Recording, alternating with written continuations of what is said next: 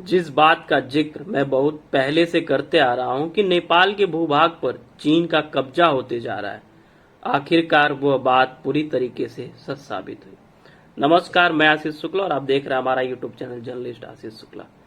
जब से नेपाल का रवैया भारत के प्रति बदला है, तब से मैं नेपाल से जुड़ी तमाम खबरें करते आ रहा हूं।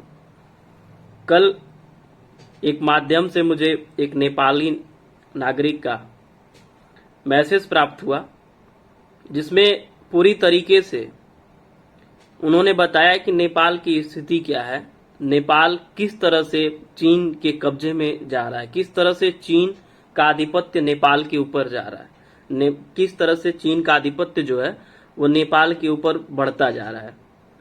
जब मैं उनसे पूछा कि आखिरकार आप मुझसे क्यों संपर्क कर रहे हैं, तो वो कहे कि भारत और नेपाल का जो संबंध है वो काफी पुराना है, प्राचीन काल से रहा है। भारत और नेपाल के बीच आपसी भाईचारा और कह सकते हैं कि आप रोटी बेटी का साथ वो आज का नहीं है।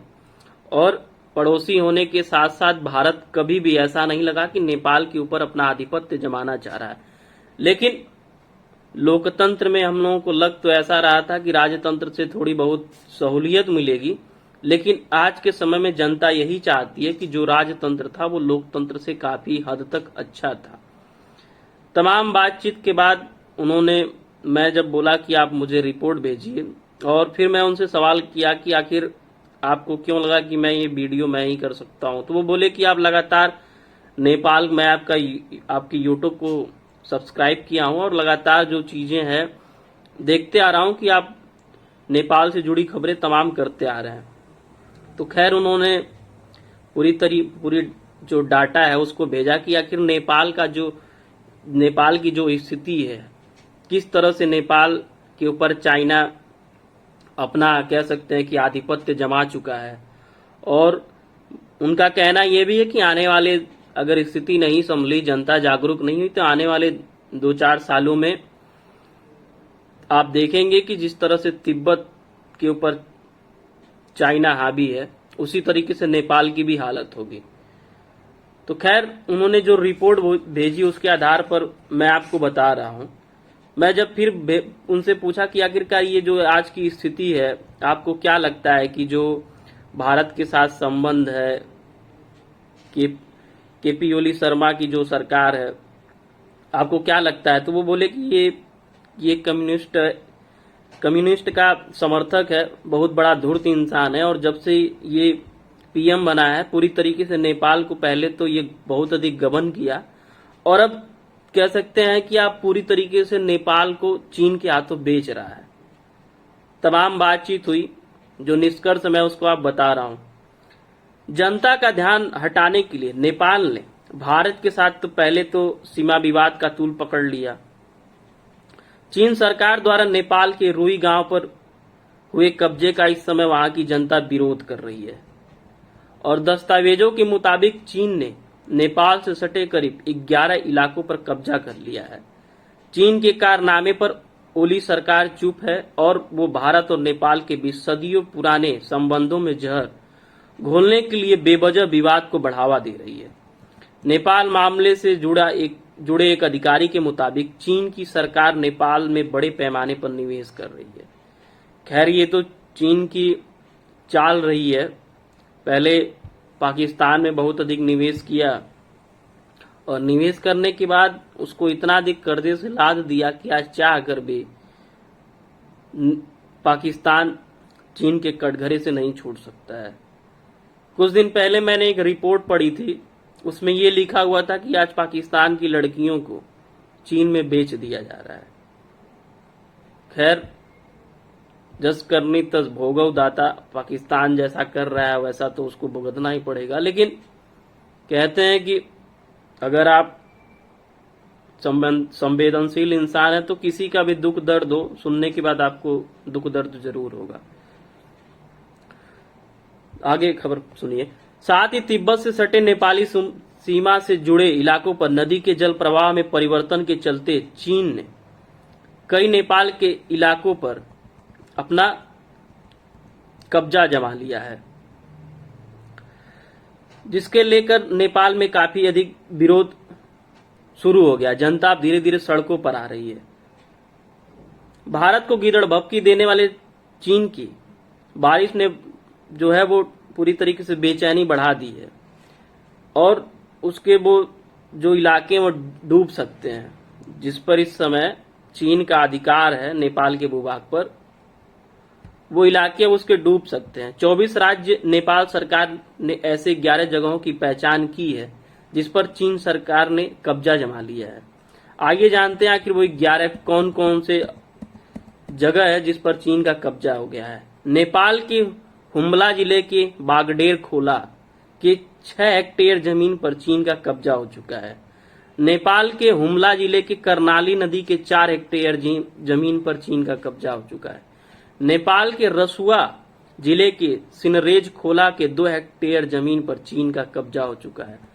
नेपाल के रसुआ जिले के भुरचुक खोला के 1 हेक्टेयर जमीन पर चीन का कब्जा हो चुका है। नेपाल के रसुआ जिले के लमड़े खोला की जमीन पर चीन का कब्जा। नेपाल के रसुआ जिले के जम्बू खोला के 3 हेक्टेयर जमीन पर चीन का कब्जा हो चुका है। नेपाल के सिदुपलोक जिले के खरने खोला की 7 हेक्टेयर जमीन पर चीन का कब्जा हो चुका है। नेपाल के सिंधपलोक जिले के भोदड़खोसी में भी जो है वो चीन का कब्जा हो चुका है। नेपाल के खनसुरुआ सभा जिले में भी 4 हेक्टेयर भूमि पर नेपाल का चीन का कब्जा हो चुका है। और नेपाल के खनसुरुआ जिले के ही एक अन्य स्थान पर, उसका यहाँ पे विवरण नहीं है, वहां पे भी 4 हेक्टेयर जमीन पर चीन का कब्जा हो चुका है। तो इस तरह से आप देखें कि एक 24 राज्य में से 11 जगहों पर चीन का कब्जा हो चुका है नेपाल के भूभाग पर। अब सोचिए आने वाले समय में अगर स्थिति ऐसे ही रही तो वास्तविक स्वाभाविक सी बात है 2 से 3 साल से 4 सालों में हो सकता है ये कब्जा और तेजी से बढ़े और इससे समस्या वहां की आम जनता को होगी, आम जनजीवन को होगी। क्योंकि आप देख रहे हैं इस समय तिब्बत की स्थिति क्या है। तो आने वाले समय में कहीं ना कहीं नेपाल के नागरिकों को ये डर सता रहा है कि अगर चीन के साथ हमारे जो संबंध है नेपाल के वो और अधिक बढ़ते हैं। संबंध क्या है कि अगर नेपाल और माफ करिएगा चीन और अधिक चढ़ाई करता है नेपाल के ऊपर और अधिक उसको सरकार छूट देती है, तो आने वाले समय में नेपाल की जनता को बहुत अधिक परेशानियों का सामना करना पड़ेगा।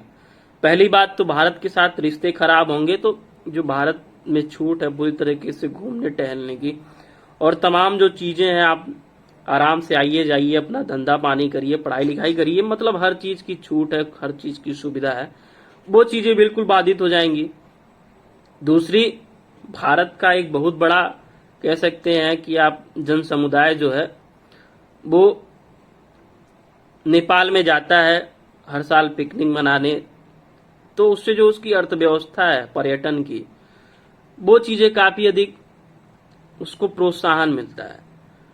तो नेपाल की जनता को तो खैर पता है कि अगर स्थिति बिगड़ती है, अगर हम रोड पर नहीं आएंगे, सरकार का केपी ओली शर्मा का विरोध नहीं करेंगे, पीएम का विरोध नहीं करेंगे, तो स्थितियां बिल्कुल असामान्य हो जाएंगी और जो हमारी आने वाली पीढ़ी है वो हमसे जरूर सवाल जवाब करेगी और हम कह सकते हैं कि स्वतंत्र होने के बाद भी एक दूसरे देश के परतंत्र हो जाएंगे। तो ये तो रही है नेपाल की स्थिति। नेपाल में अभी भी भारत के साथ उलझने की लगातार कोशिश कर रहा है, लेकिन हम तो यही चाहेंगे कि प्रभु उसको सद्बुद्धि दें, नहीं तो उसका खामियाजा उसको खुद भुगतना पड़ेगा। दूसरी बात, चीन जो कि गलवान रीजन में पूरी तरीके से भारत के साथ कह सकते हैं कि आप फेल हो गया, एक तरह से कह सकते हैं कि दक्षिण एशिया की महाशक्ति अपने आप को मानता और खैर है भी, तो कहीं ना कहीं जो उसकी महाशक्ति की एक घमंड थी उसको भारत ने बहुत गहरा धक्का दिया है।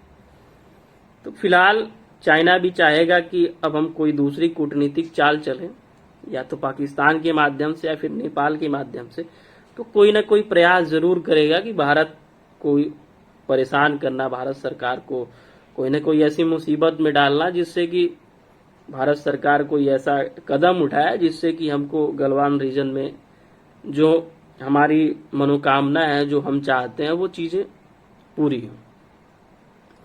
खैर, एक बड़ी खबर इस समय और आ रही है। चीन गलवान के साथ साथ अभी भी वो बदला नहीं है। उसका जो रवैया है वो बिल्कुल कह सकते हैं कि आप वही शांत रहने वाला नहीं है। उसको भी चाहिए कि एक बार मुंहतोड़ जवाब, मतलब मुंहतोड़ जवाब का मतलब उसको एक युद्ध स्तर की उसको रणनीति चाहिए, उसको युद्ध चाहिए।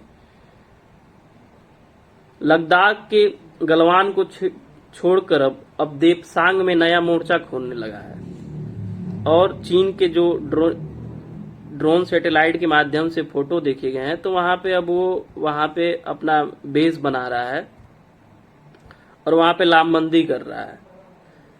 चीन की people's liberation army Daulat Beg Oldi और डेपसांग सेक्टरों में नया मोर्चा खोल रही है। सूत्रों के हवाले से पता चला कि पूर्वी दौलत बेग ओल्डी में चीनी लामबंदी की जा रही है। जून महीने में चीनी बेस के पास कैंप और वाहन देखे गए हैं। चीन की ओर से ये बेस 2016 से ही बनाए जा रहे थे, लेकिन इस महीने सैटेलाइट तस्वीरों से पता चला है कि यहाँ पर नए शिविरों और वाहनों के लिए ट्रैक बनाए जा रहे हैं। जमीनी ट्रैकिंग के जरिए भी इसकी पुष्टि की जा चुकी है। भारत ने मई के अंत में ही भाप लिया था कि चीन डेपसांग में लामबंदी कर सकता है और तभी से इस क्षेत्र में अपनी मौजूदगी पुख्ता कर ली है। डेपसांग वह इलाका है जहां चीन की सेना 2013 में घुसपैठ की थी। उधर गलवान वाली जो स्थिति है, जो 15 जून को जो झड़प की स्थिति एक तरह से बहुत आक्रामक हो गई और हिंसा में बदल गई। तो अभी तो गलवान वाला जो है उस पर बात विचार विमर्श चल रहा है। आज संयुक्त सचिव की बैठक भी थी, देखिए उसका फैसला क्या आता है। और दोनों भारत और चीन के राजनयिक स्तर की, जिसमें भारत की तरफ से संयुक्त सचिव नवीन श्रीवास्तव हैं और चीन की तरफ से डीजी सीमा विभाग से बातचीत करेंगे। तो ऐसे में स्थिति क्या होती है वो तो अलग चीज है, लेकिन चीन की जो हरकतें मैं पहले भी बताया आपको और अभी भी बता रहा हूं, वो संभलने वाला नहीं है, न तो वो सुधरने वाला है। कोई ना कोई वो चीजें बार बार करता रहेगा और बार बार भारत को उकसाता रहेगा कि भारत कोई गलती करे और किसी भी तरीके से भारत को मैं फेल करूं, क्योंकि उसकी बहुत बड़ी वैश्विक मंच पर एक कह सकते हैं कि आप उसके इज्जत पर बहुत बड़ा धब्बा लग गया है कि उसकी सेना पीछे हटी है, भारत ने उसको मुंहतोड़ जवाब दिया है। तमाम चीजें हैं और जो भी चीजें ग्लोबल टाइम्स जो उसका वहां पे चीन का एक ही कह सकते हैं कि समाचार पत्र एजेंसी ही है, जो भी चीन सरकार कहती है वही खबर उसको छापती है। तो ग्लोबल टाइम्स का भी जो रवैया है वो साफ साफ पढ़ने के बाद तो यही जाहिर हो रहा है कि चीन की जो ड्रैगन की जो बौखलाहट है वो पूरी तरीके से और बढ़ गई है, वो शांत होने वाली नहीं है। मैं आपको बता दूं कि RCI का बैठक था रसिया में, रसिया, चाइना और इंडिया का, जिसमें तीनों देशों के विदेश मंत्री मिले थे। वहां पे चीन के विदेश मंत्री वांग यी ने कहा कि रूस, भारत और चीन को अपने संबंधों के समग्र हितों की रक्षा के लिए द्विपक्षीय संबंधों में संवेदनशील मुद्दों से सही ढंग से हैंडल और ठीक से निपटना चाहिए। भारत, रसिया और चीन की वर्चुअल बैठक में चीनी विदेश मंत्री की यह टिप्पणी कहीं न कहीं ये दर्शाती है कि उसको अब ये डर सता गया है कि रसिया को, जो अब तक वो मानता आ रहा था कि रसिया हमारे साथ खड़ी होगी अगर युद्ध की स्थिति पनपती है, लेकिन अचानक से वहां पे राजनाथ सिंह का जाना, हमारे रक्षा मंत्री का जाना और वहां की सरकार जो है उनका ये आश्वासन देना कि आपको हम बड़े स्तर पर युद्ध के हथियार और गोला बारूद, युद्धपोत की पूरी तरीके से आपूर्ति कराएंगे और जो भी स्थिति पैदा होती है, अगर मान लीजिए युद्ध की स्थिति पैदा भी होती है, तो मैं पूरी तरीके से आपके साथ रहूंगा। खैर, अगर देखा जाए इतिहास उठा करके तो शुरू से ही रसिया भारत का एक परम मित्र की भूमिका रसिया ने निभाई है। बीच में ऐसा लग रहा था कि अमेरिका के साथ जो भारत का ये कह सकते हैं कि संबंधों में जो प्रगाढ़ता आई थी, उस वजह से ऐसा लग रहा था कि हो सकता है कि अगर स्थिति कभी असामान्य होती है चीन के साथ तो रसिया हो सकता है कि चीन के साथ चला जाए, लेकिन ऐसा कुछ होने वाला नहीं है। वहां के ऑफिशियल वेबसाइट और ऑफिशियल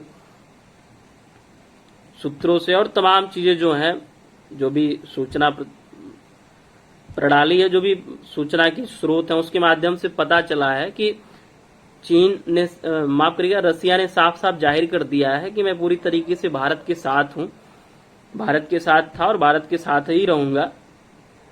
तो ऐसे में वहां पे राजनाथ सिंह का जाना, बुलावा आना जाना और वहां से फिर सकुशल मतलब सब कुछ जो चीजें हैं सामान्य होना भारत के फेवर में कहीं ना कहीं एक बहुत बड़ी उपलब्धि कही जा सकती है कि आने वाले समय में अगर कोई भी स्थिति विषम होती है तो उसको लेकर रसिया से तो भारत पूरी तरीके से निश्चिंत रहेगा। और इधर जापान भी, तो खैर जापान तो खोज ही रहा है कि किस तरह से मैं चाइना के ऊपर अटैक करूं।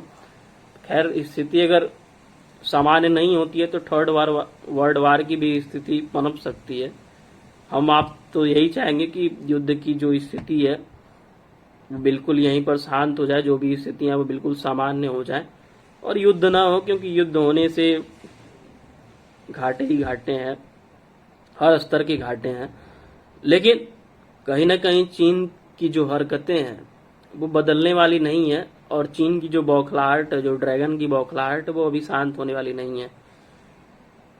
हम तो यही चाहेंगे कि वो पूरी तरीके से, पहले हम युद्ध का उल्लंघन न करें, पहले हम युद्ध वार न छेड़ें, लेकिन अगर चीन मानता नहीं है तो पूरी तरीके से भारतीय सेना, भारतीय सरकार भी सक्षम है और हमारे पास भी अब आधुनिक हथियार है, आधुनिक यंत्र प्रणालियां हैं, आधुनिक सब कुछ है, मिसाइलें हैं, गोला बारूद है। तो अब हमको भी वो समस्याओं का सामना नहीं करना पड़ेगा, हम भी मुंहतोड़ जवाब देंगे। तो फिलहाल की स्थिति तो यही है कि चीन जैसे कि घुसपैठियों की तरह सामने से कभी नहीं आता है, वैसे ही अभी भी वो बराबर वो हरकतें करने की कोशिश कर रहा है।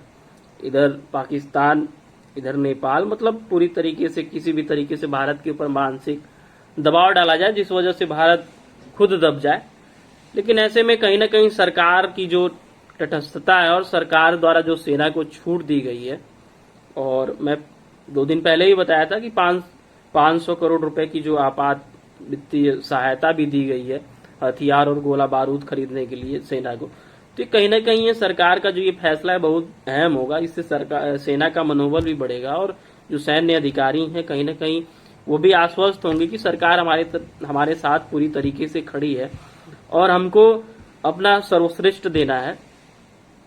तो फिलहाल की स्थिति तो यही है कि दोनों तरफ से तनातनी बनी हुई है। न तो इधर भारत हटेगा और हटना भी नहीं चाहिए। भारत क्यों हटेगा भाई, हमारा भूभाग है, तुम अब तक कब्जियाते आए तो क्या हम हमेशा ऐसे ही छोड़ देंगे।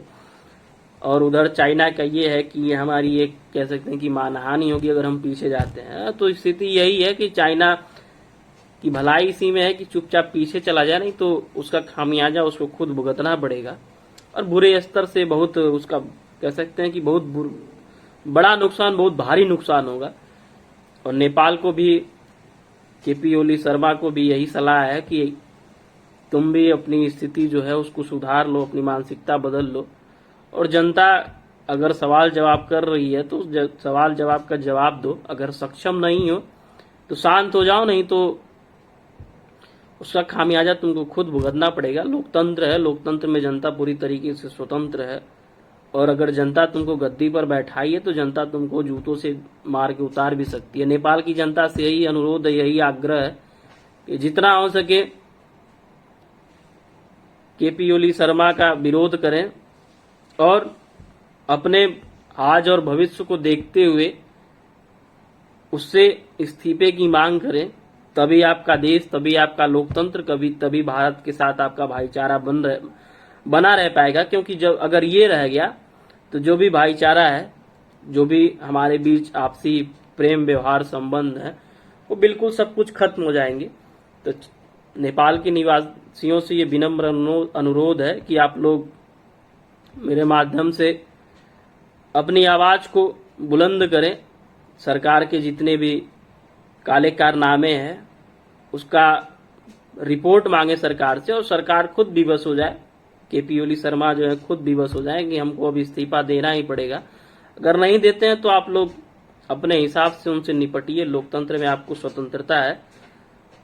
तो खैर, फिर अगर कोई न्यूज मुझे मिलती है, कोई मुझे निवेदन मिलता है, तो मैं फिर नेपाल से जुड़ी न्यूज खबरें लेकर आता रहूंगा। बाकी भारत से अगर जुड़ी हुई है तो मैं जरूर लेके आऊंगा, वो तो मेरा कर्तव्य है, वो तो मेरा एक कह सकते हैं कि मौलिक कर्तव्य है, उसको तो उजागर करना मेरा काम है। लेकिन फिलहाल के लिए बस इतना ही, फिर मिलेंगे एक नए विचार के साथ, एक नए मुद्दे के साथ। तब तक के लिए धन्यवाद। जय हिंद, जय भारत।